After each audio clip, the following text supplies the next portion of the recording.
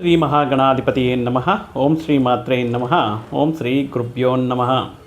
ಶ್ರೀ ಪೂಜ್ಯಾಯ ರಾಘವೇಂದ್ರಾಯ ಸತ್ಯಧರ್ಮವ್ರತಾಯ ಚ ಭಜತಾಂ ಕಲ್ಪವೃಕ್ಷಾಯ ನಮತಾಂ ಕಾಮಧೇನವೇ. ಸಮಸ್ತ ಕನ್ನಡ ವೀಕ್ಷಕರಿಗೆ ನಮಸ್ಕಾರ.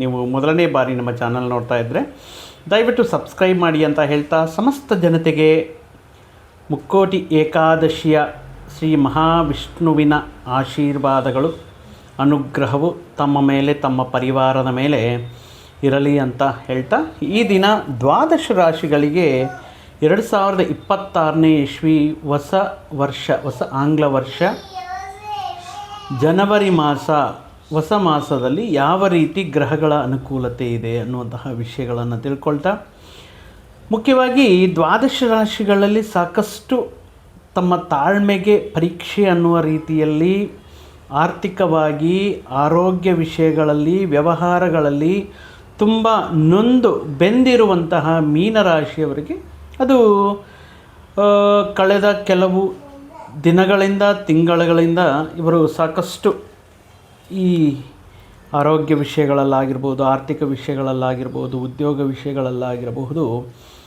ಈ ಸಾಕಷ್ಟು ಸಂಕಷ್ಟಗಳನ್ನು ಅನುಭವಿಸ್ತಾ ಇರುವಂತಹ ಮೀನರಾಶಿಯವರಿಗೆ ಜನವರಿ ಮಾಸ ಒಂದು ರೀತಿಯಲ್ಲಿ ಅದೃಷ್ಟ ಮಾಸ ಅಂತ ಹೇಳ್ಬೋದು. ಹೇಗೆ? ದೀರ್ಘ ಸಂಚಾರ ಗ್ರಹಗಳಾಗಿರುವಂತಹ ರಾಶ್ಯಾಧಿಪತಿ ಗುರು ಅರ್ಧಾಷ್ಟಮದಲ್ಲಿ ಯೋಗಕಾರಕ ಇಲ್ಲ, ರಾಹು 12ನೇ ಮನೆಯಲ್ಲಿ ಇರ್ತಾ ಇದ್ದಾರೆ, ಮತ್ತು ಶನಿ ಪರಮಾತ್ಮ ಲಗ್ನದಲ್ಲೇ ಇದ್ದಾರೆ. ಮತ್ತು ಯಾವ ರೀತಿಯ ಅದೃಷ್ಟ ಮೀನರಾಶಿಯವರಿಗೆ ಅಂದರೆ, ಇದು ಸ್ವಲ್ಪ ಕಾಲಿಕ ಸಂಚಾರ ಗ್ರಹಗಳಾಗಿರುವಂತಹ ಬುಧ, ಶುಕ್ರ, ರವಿ, ಕುಜ ಇತ್ಯಾದಿ ಗ್ರಹಗಳೆಲ್ಲವೂ ಕೂಡ ಇವರಿಗೆ ಒಂದು ಗ್ರಹಕೂಟ ನಿರ್ಮಾಣ ಮಾಡಿ ದಶಮ ಏಕಾದಶ ಸ್ಥಾನಗಳಲ್ಲಿ ವಿಪರೀತವಾಗಿ ಯೋಗಕಾರಕವಾಗಿರುತ್ತದೆ. ಈ 15ನೇ ತಾರೀಕುವರೆಗೂ ಒಂದು ರೀತಿ, 15ರಿಂದ ಮಾಸಾಂತದವರೆಗೂ ಕೂಡ ಒಂದು ರೀತಿ ಏಕಾದಶದಲ್ಲಿ ಅದ್ಭುತ ರೀತಿಯಲ್ಲಿ ಯೋಗಕಾರಕವಾಗಿರುತ್ತದೆ ಮೀನರಾಶಿಯವರಿಗೆ. ಈ 4 ಗ್ರಹಗಳ ಪ್ರಧಾನವಾಗಿರುವಂತಹ ಸಂಚಾರವು ಅಂದರೆ ತುಂಬ ದಿನಗಳ ನಂತರ ತುಂಬ ಸಂಕಷ್ಟಗಳನ್ನು ಅನುಭವಿಸ್ತಾ ಇರುವಂತಹ ಮೀನರಾಶಿಯವರಿಗೆ ಅದೃಷ್ಟದ ಬಾಗಿಲು ಓಪನ್ ಆಗ್ತಾ ಇದೆ.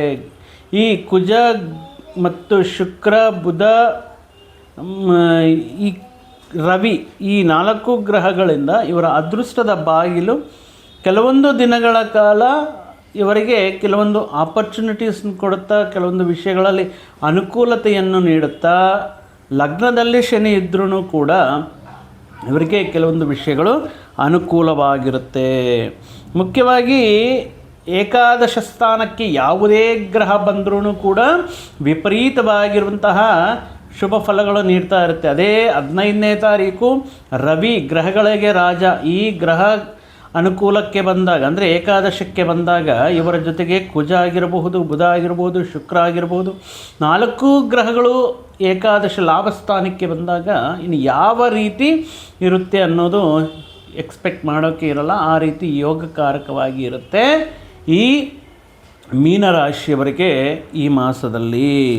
ಅಂದರೆ ನೋಡಿ, ಈ ಮಾಸದಲ್ಲಿ ಮುಖ್ಯವಾಗಿ ಕೆಲವೊಂದು ಮುಖ್ಯವಾದ ವಿಷಯಗಳನ್ನು ನಾವು ನೋಡುವುದಾದರೆ, ಮೀನರಾಶಿಯವರಿಗೆ ದೇಶಾಂತರ ಸಂಚಾರವನ್ನು ಗೋಚಾರ ಮಾಡ್ತಾ ಇದೆ. ಗೋಚಾರದಿಂದ ನೋಡುವಾಗ ವಿದೇಶದಿಂದ ಸ್ವದೇಶಕ್ಕೆ, ಸ್ವದೇಶದಿಂದ ವಿದೇಶಕ್ಕೆ ಮಾಡುವಂತಹ ಪ್ರಯತ್ನಗಳೆಲ್ಲವೂ ಕೂಡ ಫಲಕಾರಿಯಾಗಿರುತ್ತೆ. ಯಾವುದೇ ರೀತಿ ತೊಂದರೆ ಇಲ್ಲದೆ ಮನೆಯಲ್ಲಿ ಸಾಕಷ್ಟು ಕೆಲವೊಂದು ಶುಭ ಕಾರ್ಯಗಳು, ಬಂಧು ಮಿತ್ರರ ಆಗಮನ, ಒಂದು ರೀತಿ ಹಬ್ಬದ ರೀತಿಯಲ್ಲಿರುವಂತಹ ಒಂದು ಉತ್ಸಾಹ, ಉಲ್ಲಾಸ ಅನ್ನೋದು ಮನೆಯಲ್ಲಿ ನಿರ್ಮಾಣ ಆಗುತ್ತೆ. ಶುಭ ವಿಷಯಗಳನ್ನೋದು ನಡೆಯುತ್ತೆ. ಮುಖ್ಯವಾಗಿ ಈ ಮಾಸದಲ್ಲಿ ಈ ಹಣ ಸಂಪಾದನೆ ಅನ್ನೋದು, ಇನ್ಕಮ್ ಅನ್ನೋದು, ಅರ್ನಿಂಗ್ ಇನ್ಕಮ್ ಅನ್ನೋದು ತುಂಬ ಜಾಸ್ತಿ ಇರುತ್ತೆ. ನಿಮಗೆ ಅವಶ್ಯಕತೆಗೆ ತಕ್ಕಂಥ ಹಣ ಸಿಗೋದಾಗಿರ್ಬೋದು, ಹಣಕಾಸಿನ ಲಾಭಗಳಾಗಿರ್ಬೋದು, ಫಿನಾನ್ಷಿಯಲ್ ಗೇನ್ ಆಗಿರ್ಬೋದು, ಸಂತಾನ ವಿಷಯಗಳಲ್ಲಿ ಪ್ರಯತ್ನ ಮಾಡ್ತಾ ಇರುವಂತಹವರಿಗೆ ಸಂತಾನ ಲಾಭ ಆಗಿರ್ಬೋದು, ಇತ್ಯಾದಿ ವಿಷಯಗಳಿಂದ ಈ ಲಾಭಸ್ಥಾನಕ್ಕೆ ಬಂದಿರುವಂತಹ ಗ್ರಹಗಳ ಮುಖಾಂತರ ಎಲ್ಲವೂ ಶುಭ, ಸರ್ವದಾ, ಸತತ, ಸಹಸ್ರದ ಇವರಿಗೆ ಶುಭ ವಿಷಯಗಳನ್ನೋದು ಇರುತ್ತೆ. ಇನ್ನು ಮುಖ್ಯವಾಗಿ ಈಗ ಹೊಸ ವರ್ಷ, ಹೊಸ ಮಾಸ, ಒಂದು ಸಂತೋಷದಿಂದ ಈ ಸಂಪಾದನೆ ಮಾಡುವಂತಹ ಮುಖಾಂತರ, ಸಂತೋಷದಿಂದ ಕಾಲ ಕಳೆಯುವಂತಹ ಅವಕಾಶಗಳ ಮುಖಾಂತರ ಈ ದಿನಗಳನ್ನು ಯಾವ ರೀತಿ ಯುಟಿಲೈಸ್ ಮಾಡ್ಕೊಳ್ತಾರೆ ಅನ್ನೋದು ಇಲ್ಲಿ ಇಂಪಾರ್ಟೆಂಟ್. ಯಾಕಂದರೆ ಇಲ್ಲಿ ಲಗ್ನದಲ್ಲೇ ಜನ್ಮದಲ್ಲೇ ಇರುವಂತಹ ಶನಿ ಪರಮಾತ್ಮ ಈ ಸಂದರ್ಭದಲ್ಲಿ ನಿಮಗೆ ವಿಪರೀತವಾಗಿರುವಂತಹ ನಿದ್ದೆ, ವಿಪರೀತವಾಗಿರುವಂತಹ ಹಸಿವು, ವಿಪರೀತವಾಗಿರುವಂತಹ ಒಂಥರ ಬೇಜವಾಬ್ದಾರಿತನ, ಅಲಕ್ಷ್ಯತನ, ಲೇಸಿನೆಸ್ಸನ್ನು ಕೊಡ್ತಾ ಇರ್ತಾರೆ. ಮತ್ತು ಯಾವ ರೀತಿ ಇದನ್ನು ಪಡ್ಕೋಬೇಕು ಅಂದರೆ, ನೀವು ಕ್ರಮಶಿಕ್ಷಣಾಯುತ ಜೀವನವನ್ನು, ನಿಮ್ಮ ಬುದ್ಧಿಗೆ ಕೆಲಸ, ನಿಮ್ಮನ್ನು ನೀವು ಸಂಸ್ಕಾರ ಮಾಡ್ಕೋಬೇಕಾಗಿರುತ್ತೆ, ನಿಮ್ಮನ್ನು ನೀವು ಮೋಲ್ಡ್ ಮಾಡಬೇಕಾಗಿರುತ್ತೆ.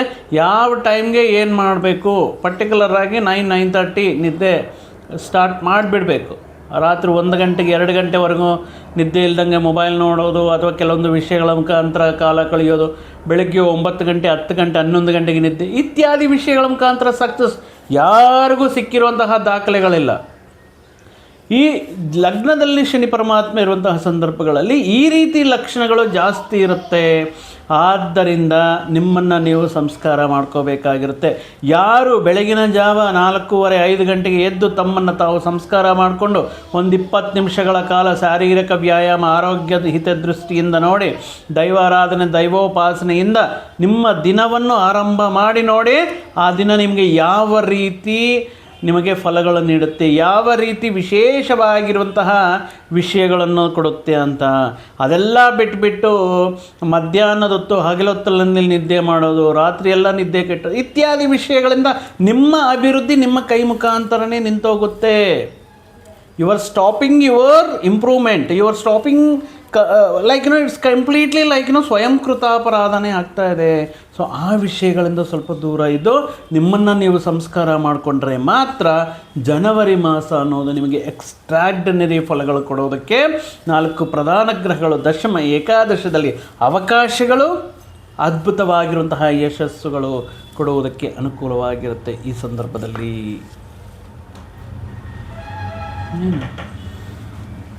ಕಂಪ್ಲೀಟಾಗಿ ಈ ಮಾಸ ಇವರ ಅದೃಷ್ಟವನ್ನು ಬದಲಾಗ್ತಾ ಇದೆ. ಮತ್ತು ಅದೃಷ್ಟಕ್ಕೆ ತುಂಬ ಹತ್ತಿರದಲ್ಲಿರುವಂತಹ ನೀವು ಈ ಜನ್ಮ ಶನಿ ನಡೆಸ್ತಾ ಇರುವಂತಹ ಈ ಸಂದರ್ಭದಲ್ಲಿ ಸ್ವಲ್ಪ ಕ್ರಮಶಿಕ್ಷಣೆಯಿಂದ ಒಂದು ಪ್ಲಾನಿಂಗ್ ಪ್ರಕಾರ ಒಂದು ರೀತಿ ನಿಮಗೆ ಬರುವಂತಹ ಅವಕಾಶಗಳ ಮುಖಾಂತರ ನೀವು ಬರುವಂತಹ ಅವಕಾಶಗಳನ್ನು ಯಾವ ಎಫರ್ಟ್ ಮುಖಾಂತರ ಯಾವ ರೀತಿಯಲ್ಲಿ ಯುಟಿಲೈಸ್ ಮಾಡ್ಕೊಳ್ತೀರೋ, ಇಟ್ಸ್ ಕಂಪ್ಲೀಟ್ಲಿ ನಿಮ್ಮ ಲಕ್ ಅನ್ನೋದು ಅದ್ರ ಮೇಲೆ ಡಿಪೆಂಡ್ ಆಗಿರುತ್ತೆ.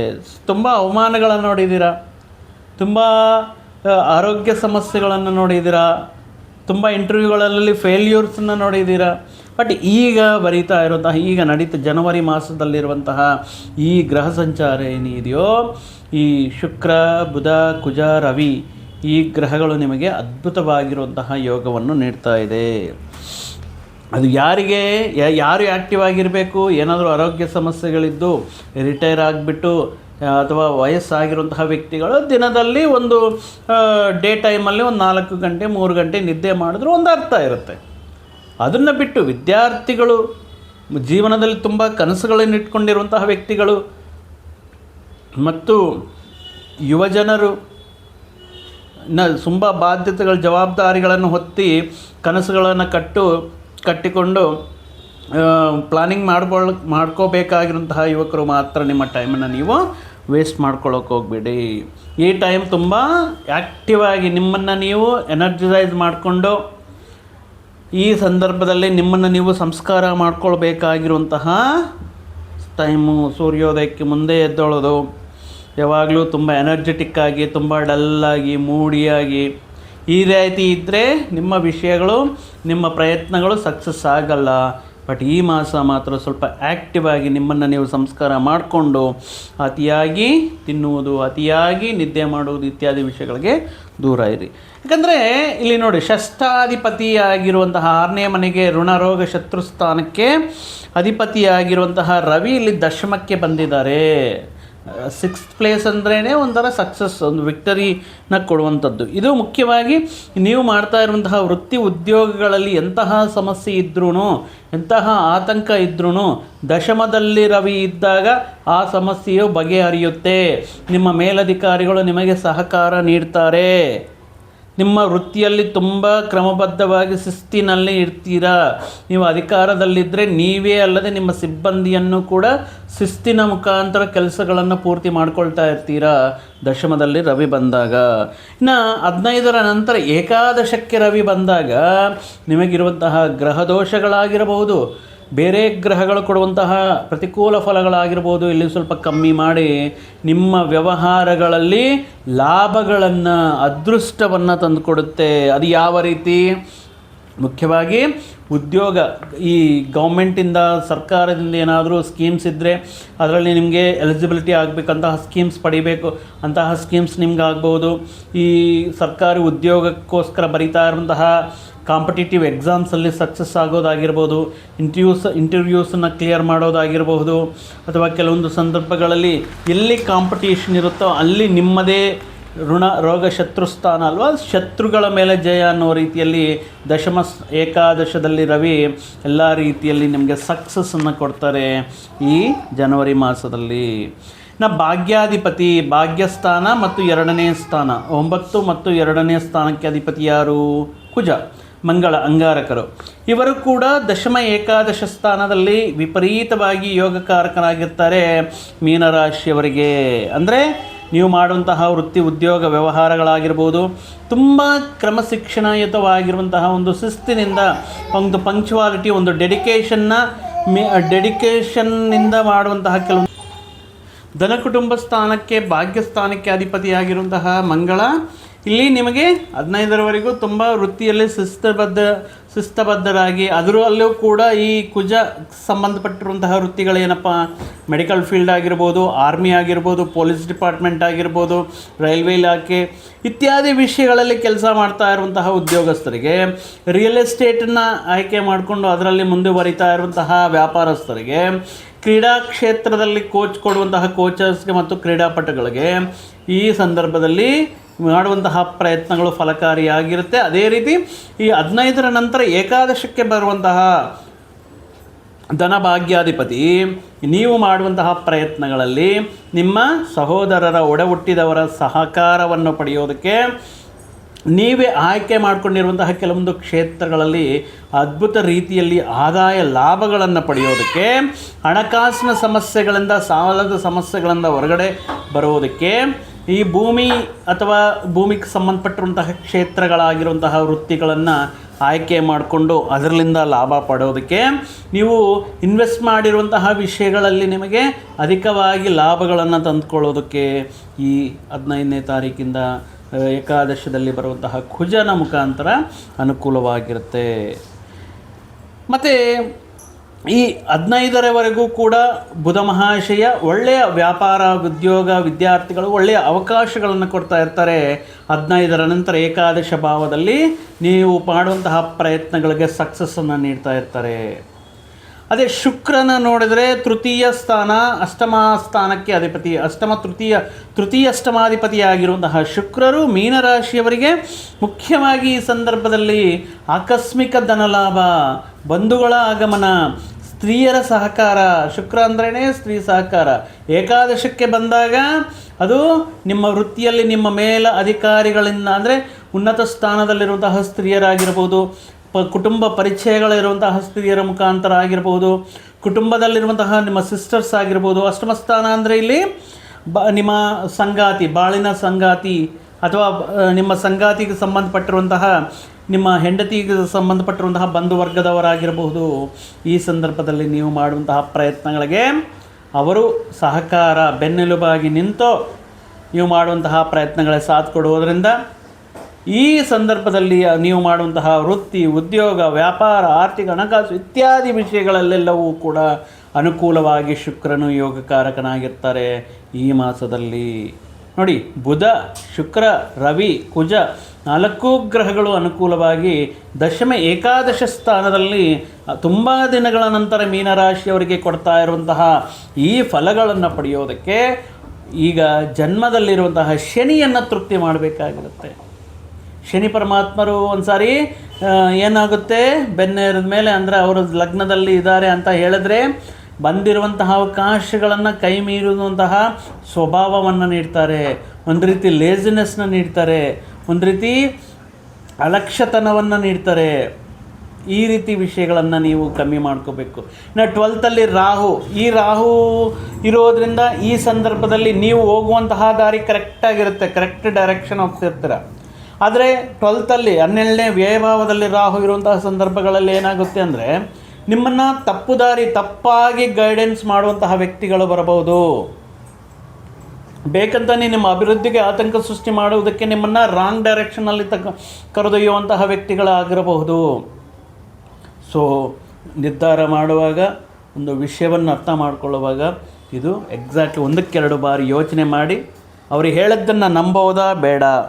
ಅಂದರೆ ಇನ್ನೊಂದು ರೀತಿಯಲ್ಲಿ ಅವರ ಅವಸರಕ್ಕೋಸ್ಕರ ನಿಮ್ಮನ್ನು ಯೂಸ್ ಮಾಡ್ಕೊಳ್ಳೋಂತಹ ವ್ಯಕ್ತಿಗಳಾಗಿರಬಹುದು, ಅಥವಾ ಅವರು ಎಂಜಾಯ್ ಮಾಡೋದಕ್ಕೋಸ್ಕರ ನಿಮ್ಮನ್ನು ಕೆಲವೊಂದು ಈ ಪಾರ್ಟಿಗಳಂತ ಹೇಳಿಬಿಟ್ಟು ಕೆಲವೊಂದು ಈ ವ್ಯಸನಗಳಿಗೆ ನಿಮ್ಮನ್ನು ಕರ್ಕೊಂಡೋಗ್ಬಿಟ್ಟು ಅಲ್ಲಿ ಎಲ್ಲ ಖರ್ಚು ಮಾಡಿ ಎಂಜಾಯ್ ಮಾಡಿಬಿಟ್ಟು ನಿಮ್ಮಿಂದ ಖರ್ಚು ಮಾಡಿಸುವಂತಹ ಸಂದರ್ಭಗಳು ಬರ್ಬೋದು. ಆದ್ದರಿಂದ ನಿಮ್ಮನ್ನು ತಪ್ಪು ದಾರಿ, ಒಂದು ಕೆಟ್ಟ ಸಹವಾಸ ಅಂತ ಆದ್ರೂ, ಅನಗತ್ಯ ಖರ್ಚುಗಳಾದ್ರೂ, ಕೆಟ್ಟ ವಿಷಯಗಳಿಗೆ ಖರ್ಚುಗಳಾದ್ರೂ ಈ 12th ರಾಹು ಇಂಡಿಕೇಟ್ ಮಾಡ್ತಾ ಇರ್ತಾರೆ.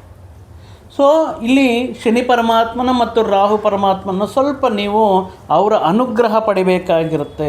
ಸೊ ಅಂತಹ ವ್ಯಕ್ತಿಗಳನ್ನು ದೂರ ಇಟ್ಬಿಟ್ಟು ನಿಮ್ಮನ್ನು ನೀವು ಸಂಸ್ಕಾರ ಮಾಡಿಕೊಂಡು ಒಂದು ಡೆಡಿಕೇಶನ್, ಕ್ರಮಶಿಕ್ಷಣಯುತವಾಗಿರುವಂತಹ ಜೀವನವನ್ನು ಈ ಮಾಸದಲ್ಲಿ ಮಾಡುತ್ತಾ ಅವಕಾಶಗಳನ್ನು, ಬಂದಿರುವಂತಹ ವೃತ್ತಿ ಉದ್ಯೋಗ ಸ್ಥಾನಗಳು, ಲಾಭಗಳು, ವ್ಯಾಪಾರಾದಿ ವಿಷಯಗಳಲ್ಲಿ ತುಂಬ ಬ್ಯುಸಿಯಾಗಿಬಿಟ್ಟು ಲಾಭಗಳ ಕಡೆಗೆ ನೀವು ಗಮನ ಕೊಟ್ಟರೆ ಮಾತ್ರ ಅದ್ಭುತವಾಗಿರುವಂತಹ ಮಾಸ ಅಂತ ಮೀನರಾಶಿಯವರಿಗೆ ಹೇಳ್ಬೋದು.